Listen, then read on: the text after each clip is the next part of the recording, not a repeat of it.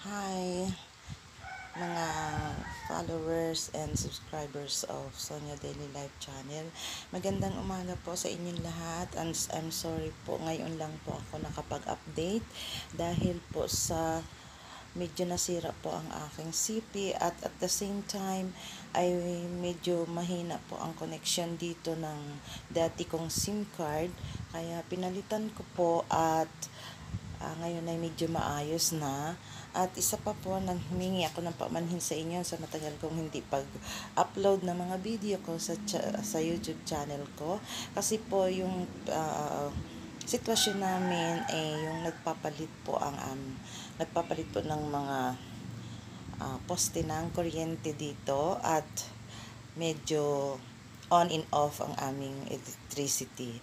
So sa ngayon po, at medyo maganda na rin ang daloy ng aking internet at pinalitan ko na nga po. So, siguro naman po may awa ang Diyos na ako makapag-upload muli.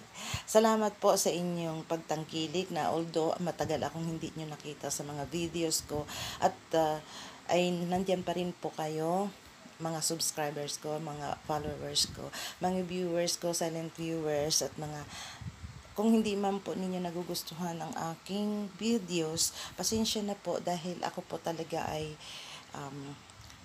baguhan, nag-aaral pa po. At ang hinihingi ko po ang inyong support sa akin upang ako po ay makatulong din.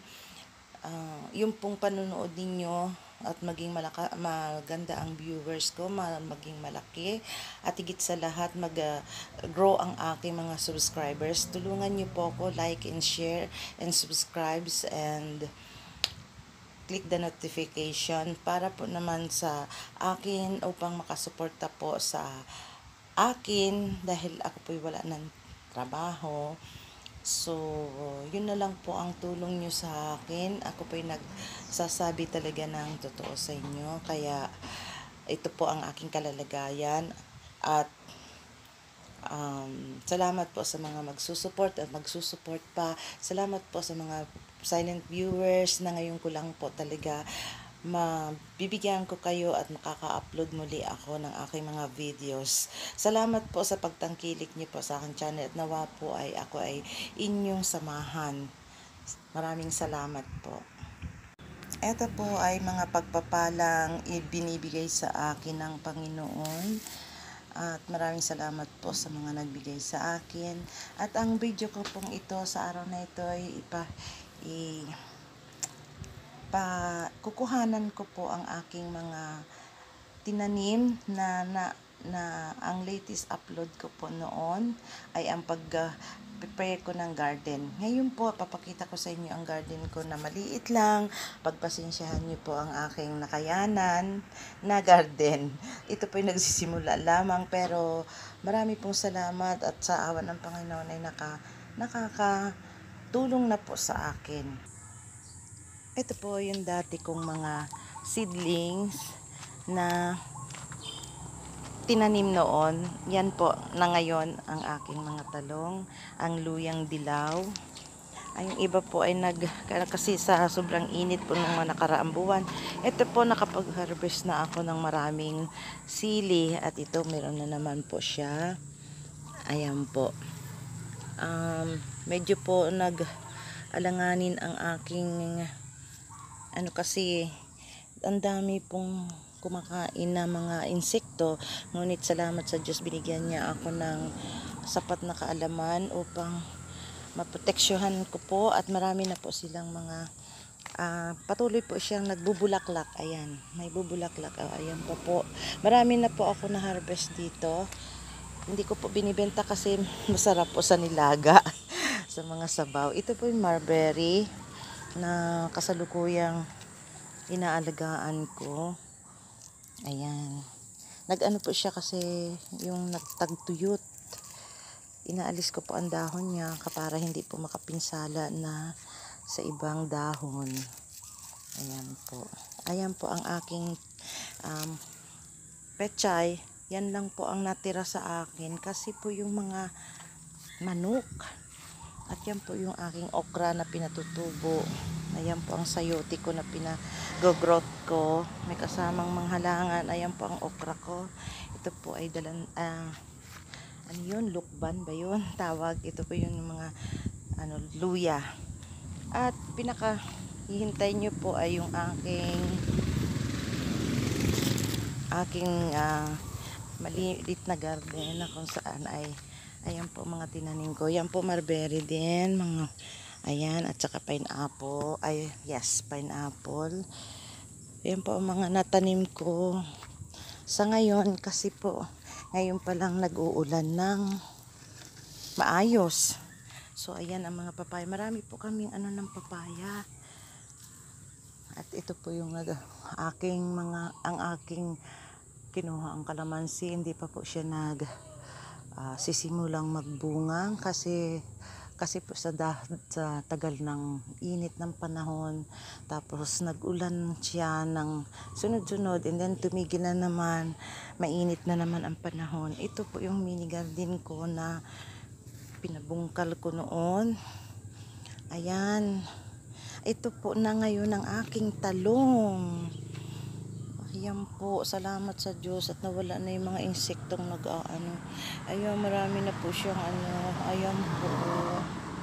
Salamat sa Diyos. Ito po yung aking kalabasa, kamatis, sigarilyas, ang aking kamote at ang aking kangkong. Marami na po akong nakuha dyan. Ayan.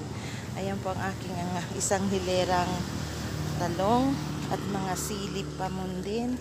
At ito po ang aking ampalaya. Good morning sa inyo lahat. Good morning. Huwag kayong magtanggal ng inyong mga bulaklak ha. Maging bunga kayo ha. Ganyan po, kinakausap ko po yan.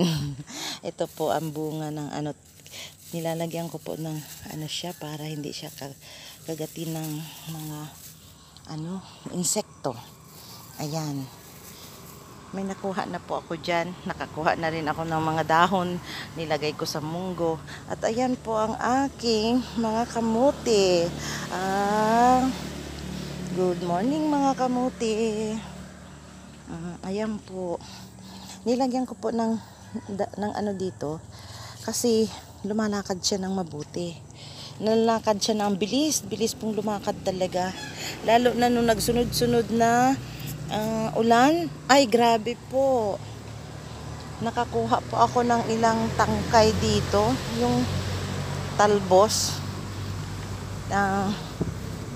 Tinangkay-tangkay ko siya kasi nangangailangan doon sa tindahan dito sa malapit sa amin.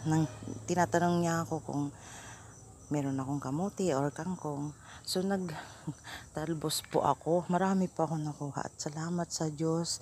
At ako ay merong napapagkitaan kahit papaano. Kaya ang suporta ko po sa inyo, ito po malunggay. Ayan, kinakain ko po yan. Marami pong sustansya yan. So sa ngayon po ay talagang madamo. Napapagod na rin po kung magbunot ng damo. At may awa ang Diyos, may darating sa akin na magbibigay ng aking pantabas ng damo. Yan po. Gusto ko po itong area na to talaga itaniman ng maraming gulay. At unti-unti lang po kasi sa init ng panahon ay hindi ko po matagalan talaga. Sorry po talaga ang init ay hindi ko na matagalan. Kaya maraming salamat. May may bunga na po yung aking talong na yan, oh. Ayan, may bunga na po yan. Salamat sa Diyos. Naging maganda yung aking Mamayang hapon ko po yan lalagyan ng yung mga lupa, lalagyan ko po ng vitamina at didiligan ko po. Kasi pag hapon po mas maganda kasi yung moist niya magdamag ay nagiging maganda sa umaga. Ayan po ang aking latest video sa inyo na aking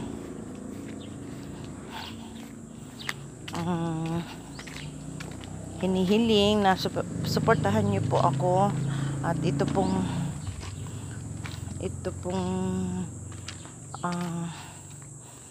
Ito po yung may mga halaman pa rin po ako doon.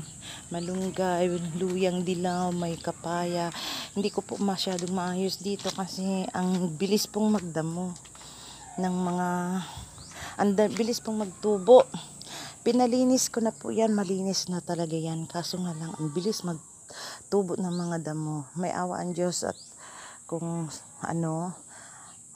malilinis ko at maaayos ko po ang aking garden at dito po ay maglalagay pa rin ako ng mga tanim, pero hindi ko na po ilalagay sa lupa kasi po medyo mababa ang lupa na ito, na lulubog sa tubig pag nag-ulan ng todo.